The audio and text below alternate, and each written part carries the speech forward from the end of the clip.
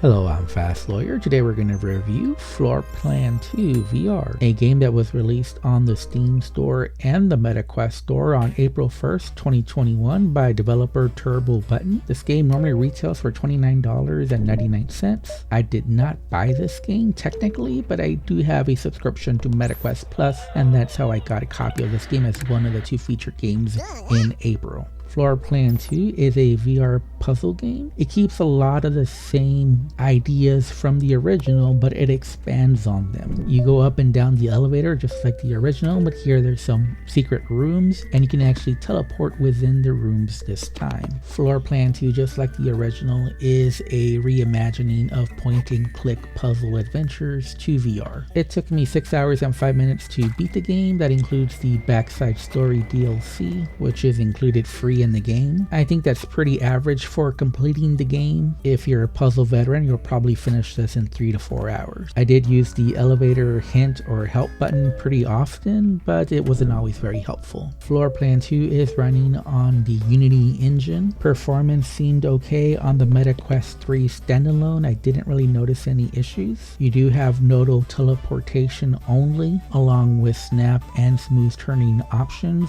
that include speed of turn for both.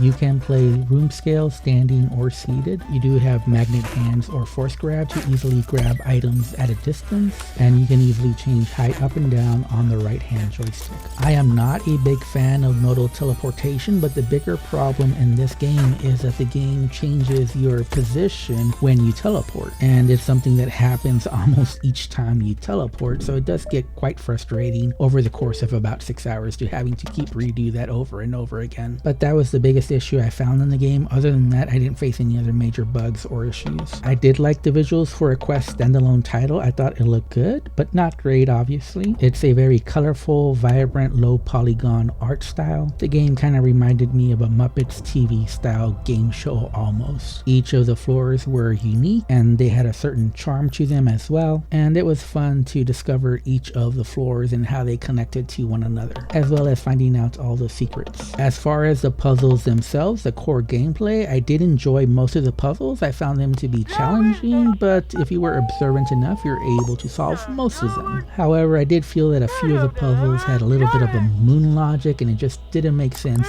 even after I found the solution. And yes, I did have to go search online for some of the solutions, which I hated to do, but I was just completely stumped. And this goes along with the hint system. The hints were helpful most of the time, but some hints were just too obtuse and I had no idea what they were referring to. And the issue is that even if you're completely stumped, you don't get any new hints. You just get the same old hints over and over again on repeat. I will say that if you are a puzzle veteran, you'll probably enjoy the challenge here. However, if you're new to puzzle games, this might be a little bit too challenging for you, and there just isn't enough help for puzzle beginners. Now, there is a story here, but it's really paper thin, but the focus here is really on the puzzle, so that really doesn't end up mattering too much. However, I will say that at the stated normal price of $29.99, I do expect higher production values than this puzzle game brings, or at least more content for the price. There are no voiceovers for the story, so it's all reading text, and then you either thumbs up or thumbs down for some of the responses. The characters do speak gibberish though. Honestly, most of the time you'll be talking to the elevator call button trying to get a hint. I did enjoy the musical soundtrack. I thought it was very whimsical and it fit the art style for this game. The last thing I'll mention is the VR interactions. A lot of the interactions here are point and click, and you'll grab items and put them in your little fanny pack inventory system. The VR interactions are simple and basic, but they work without any issue. Like a lot of the classic point and click puzzle adventure games, a lot of the trick here is just figuring out how to use the different items that you find along the way. I do think if you love classic point and click puzzle adventure games that you'll like this game. However, if you don't, this might be more of a lukewarm recommendation for you. And for me personally, I'm just lukewarm on this game. If I have to rate it, I would give it a 6.5 out of 10. Honestly, I would not have enjoyed having paid $29.99 for this game, so I'm happy I got it as a Quest Plus paying subscriber. Like I said, some of the VR interactions are outdated, some of the puzzles had moon logic, and I did not like having to recenter myself constantly in this game after teleporting. And I definitely don't like nodal teleportation, but I know other people enjoyed this game a lot more than I did. Like I said, if you're a classic point and click puzzle adventure fan, you'll probably enjoy this more than I did. Anyways, I'm Fast Lawyer. This has been my video review for Floor Plan 2. If you found it useful, if you enjoyed it, don't forget to like, comment, and subscribe. And as always, have a wonderful day and enjoy the rest of the video.